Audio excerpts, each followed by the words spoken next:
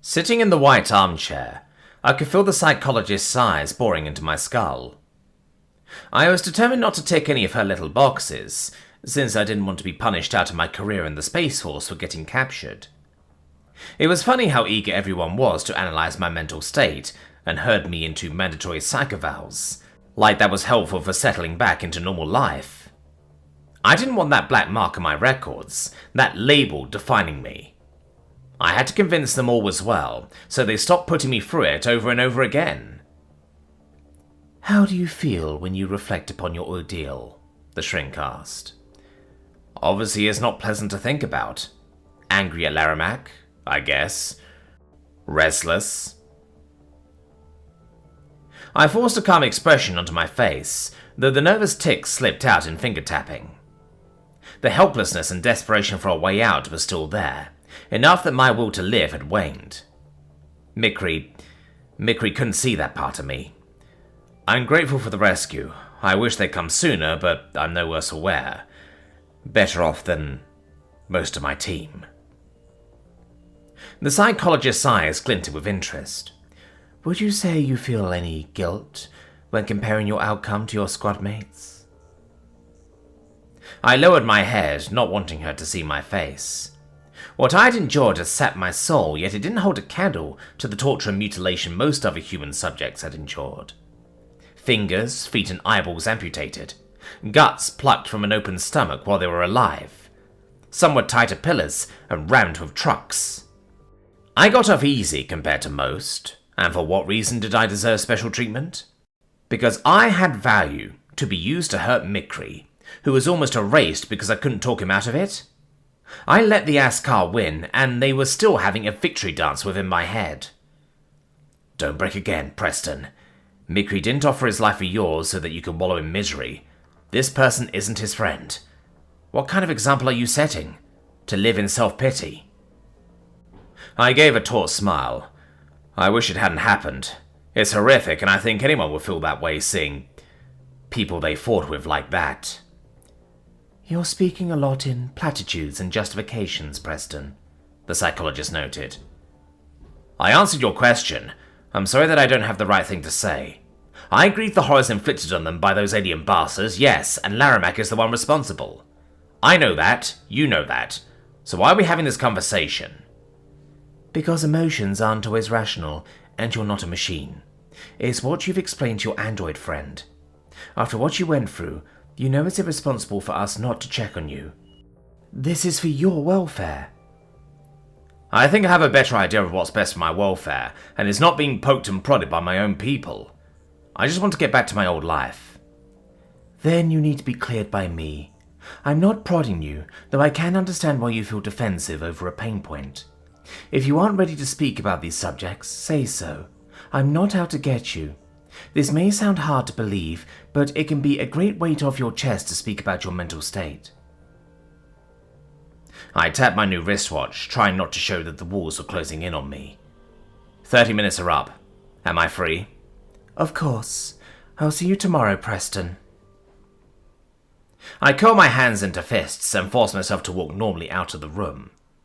I felt like a captive in these sessions, like she was trying to evoke every memory she could of that laboratory. It was cruel, and I just had to take it, instead of giving any reason to the military machine eager to discard me. Like a shredded chew toy. My vision tunneled as I opened the door, and staggered out with eyes squeezed shut. Why couldn't anyone give me some fucking room to breathe? I needed my space. However, a certain tin can was waiting right outside the psychologist's door. Mikree ambushed me as soon as I escaped that room. The Vaskar had been tailing me around like a lost puppy, likely out of some form of worry, and it was annoying the piss out of me. I was tired of having to keep it together so I didn't trouble him further, knowing that he thought organics were fickle and moody. Besides, I didn't need the entire AI network seeing my pain and judging the stupid animal. He offered his version of a smile, but I didn't have it in me to fake happiness or explain whatever the fuck he wanted to understand. Sophia could handle all of that with more clarity and patience than me. "Preston, I was hoping to enjoy more trivial human pursuits and have learned of board games. Perhaps you would like to teach me?" Mikree ventured. I rubbed the skin between my eyes, walking away from the android. Not today. Okay, then what about watching sports? I have seen that many humans watch others play physical games, and I know that you were once serious about football. If this was important to you, then I said not today, Mikree. God! You never stop! I shouted, turning around and scowling at the Vaskar. Leave me the fuck alone! The metallic biped froze in place, cowering with obvious hurt. His facial features curved into a frown that had gotten much more accurate, and he emitted a high-pitched noise that sounded like a whimper. I felt guilty as soon as the words left my mouth, but the damage was done. Mikree skittered off down the halls, and I couldn't help but think to myself that that might be for the best. I couldn't be that goofball whose company he enjoyed. Sophia was right about how impressionable the Vaskar was, so me teaching him any of my current emotions was an unacceptable outcome. Asshole, you shouldn't have snapped at Mikree. You're the first beans he's ever cared for, and he's never had a friend get angry at him. Poor thing won't know how to react, and he didn't do anything but walk into your line of sight. Go check and see that he's okay. I strolled after Mikree, hesitating to call out his name or run, which would draw attention to myself. I didn't need the therapist putting me on the spot about why I scared off the very person who would have died for me. However, there are a few heads turned by the sight of an alien android sprinting through the halls. I followed the Gorka's eyes to track the Vaskar's path, and quickly discerned for myself where he was going. The robot was heading to the science laboratory, which meant he was running off to seek Sophia's counsel. That was a good idea. She would console him and be an empathetic, worthwhile human being. I almost turned back to hole up in my quarters, but I was curious to hear what Mikree would say. I pressed my back up against the wall by the doorway, and strained to eavesdrop on their conversation. Played to make him happy again, and Preston yelled at me like I disgusted him. He doesn't laugh or smile anymore, and it's my fault, Mikree spewed. I don't blame him for not wanting to see me or be my friend after I let him get captured, and fail for days to save him and the other organics. What? Mikree thinks... I don't blame him. It's not his fault at all. Sophia shushed the android, which led me to peek around and see that she had wrapped his chassis in a hug. It's okay. Preston doesn't blame you for what happened, and I promise he doesn't want you to blame yourself.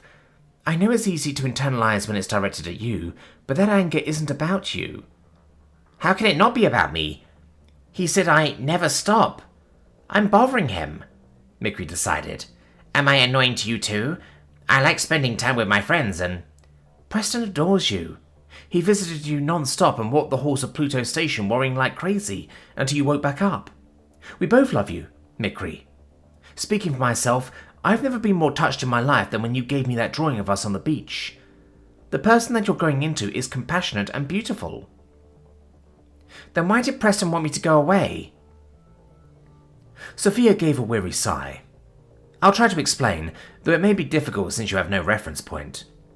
Animals evolve to avoid pain, and I know you don't understand what that's like. You can grasp the logical benefits of avoiding harm, I'm sure. However, that sensible system can have extreme reactions. When pain is strong enough, it shuts down a person's higher faculties, so they have trouble thinking of anything else. Does that make sense so far? Yes, and I hated seeing him like that, but Preston isn't in pain now. That's where you're wrong. The brain makes those type of memories very strong, so that you won't seek out the source of pain again. It's just learning. Cause and effect. Sometimes to the brain, it feels like it's still in that unbearable, excruciating pain within our wiring, even after the experience is over. The memory overpowers what you're sensing and feeling in the moment, and sucks you back to that horrific time instead. Preston's constantly fighting to stay present and maintain his rational state of mind. I was flabbergasted that Sophia had just told Mikree that I was losing it, and that I couldn't control my mind. I didn't want the android thinking that I hated him, but was this accusation necessary?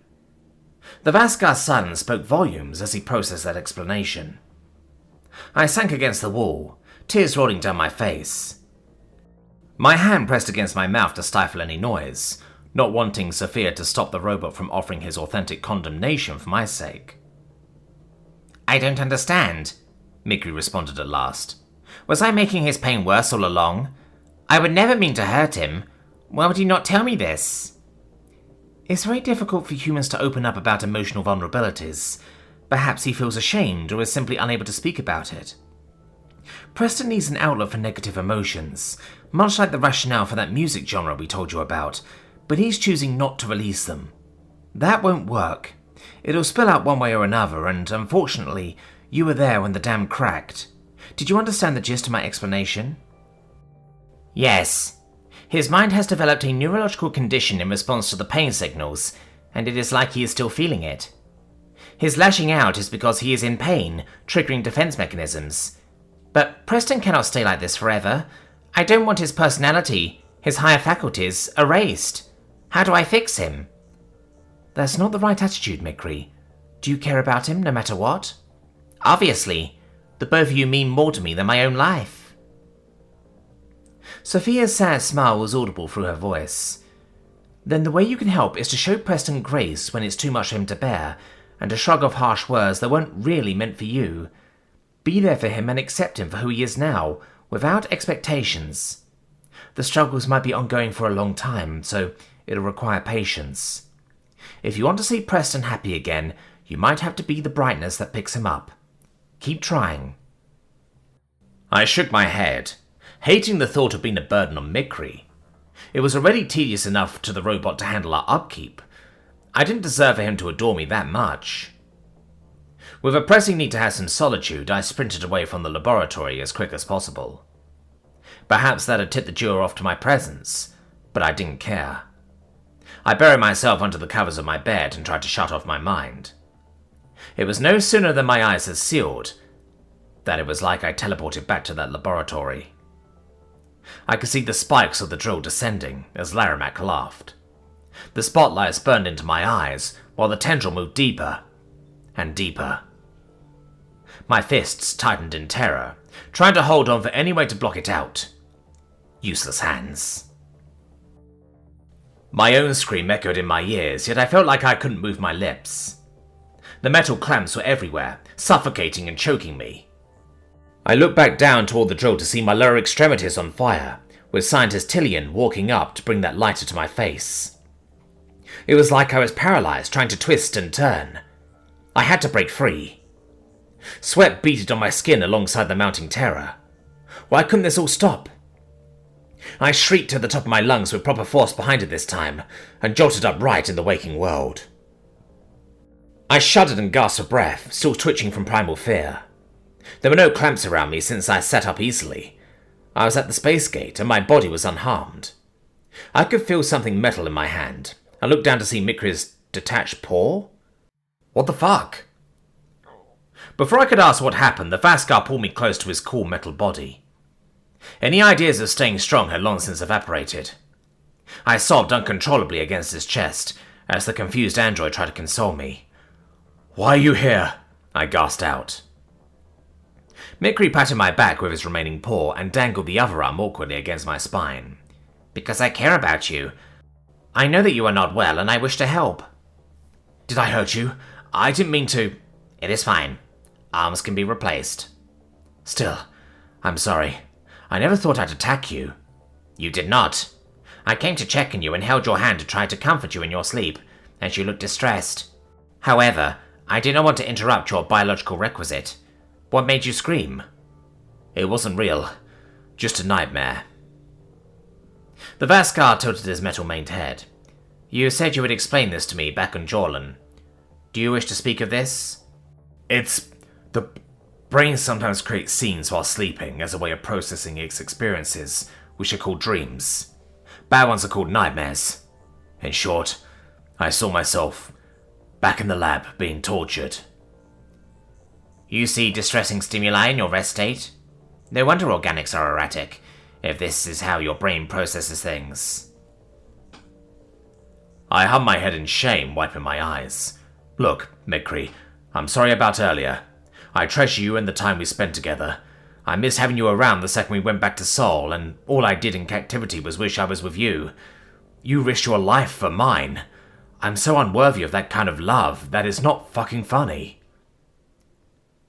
"You will not speak of this. I have grappled with a sense of inadequacy comparing myself to your kind. Expressive nature. The fact that you have made me feel at all is indicative that you are more than worthy of adoration. What Larimac said wasn't true, you know, about me not caring about you half as much. I didn't find the strength to escape when it was me on the line. Only when they were going to hurt you. Mikree smiled. I know. Let me help distract you from this, Preston. We will make the best of this random happenstance, just as you and Sophia have taught me. You can trust me. Trust you? Even when irrational chemicals are involved? The Vaskar gave a strange laugh. I have learned to approach humans with an open mind and to empathize with your peculiar differences. There are reasons behind the irrational. I have plans to take care of you now, like when we first met, but they will have to wait until I restore my arm. Can I watch, or maybe help, since I broke it? I would welcome the company. Notably, this would triple the usable arms at my disposal. I arched an eyebrow at him. You're inorganic. Why not just staple on however many arms you want? My systems are interconnected and complex. This would overload my circuits and space mapping functions. Oh, come on. I'm sure you have crazy processing power. Like, what's the square root of 198,272? 445.277441. I don't need all the decimals, Tin Can. You prove my point. You could put some of that math juice to another arm. Or 2. Or 12. Now you sound like my Preston. This might be difficult for an organic to grasp, but such numerical calculations require very little processing power. I gasped, placing a hand over my heart. Are you calling me dumb? I am calling you computationally challenged. It seems that your brain's network is much busier running the I'm hungry and just because functions. I like those functions. And come to think of it, I am hungry.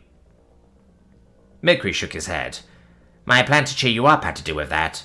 Just let me replace my paw and I'll tell you more. I followed the android down the hallway and realized that his company had made my mind a bit less tormented. It surprised me that Mikree could even begin to understand, but I was glad that he was making the effort. It didn't matter that the Vaskar was made of metal and code. There wasn't a more loyal friend that I could think of in the whole world.